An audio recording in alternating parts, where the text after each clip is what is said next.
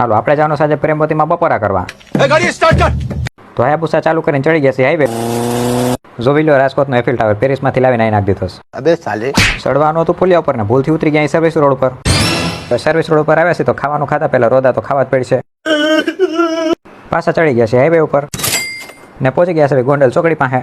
ત્યાં આવી ગઈ આપણી મંજિલને દેખાઈ ગયું પ્રેમવતીનું બોડિયું.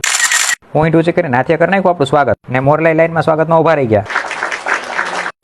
આપણે જવાનું છે આ બાજુ અંદર, પણ અંદર ગયા પહેલા આપણે કરી લઈએ આપણા વાળ હરખા. પણ વાળ તો આપણું માનવાથી જ રહ્યા. અહીંયા શું મળે છે એનું લિસ્ટ લગાવી દીધું. જોઈ લો એનો અંદરનો વ્યૂ. તમે કેદી આવશો લક્ઝુરિયસ હોટેલમાં આવ્યો એવું લાગે ને બાકી નહીં. આવા નાના કાગરિયા દેખાડીએ એટલે આપણને ખાવાનું આપી દે. તો આપણે એવા કાગરિયા દેખાડીને લઈ લીધા સમોસા, સ્પ્રિંગ રોલ ને સેન્ડવિચ. ઠીક હે. એટલે જે કાગરિયું ખીચામાં રહી ગયું હતું એ કાગરિયું ઉપીને આપણે લઈ લીધી આવી પીળી સોડા. સેન્ડવિચ, સમોસા અને સ્પ્રિંગ રોલ આવી ગયા છે આપણા ટેબલ ઉપર. હાલો પહેલાં ખાઈશું આ સ્પ્રિંગ રોલ. સ્પ્રિંગ રોલમાં ક્યાં ખાચું કે સ્પ્રિંગ ન નીકળે હો. પછી ખાવી લઈએ આ સેન્ડવિચ. પછી સમોસાને સોસમાં નવરાવીને ખાઈ લઈશું એક સમોસું.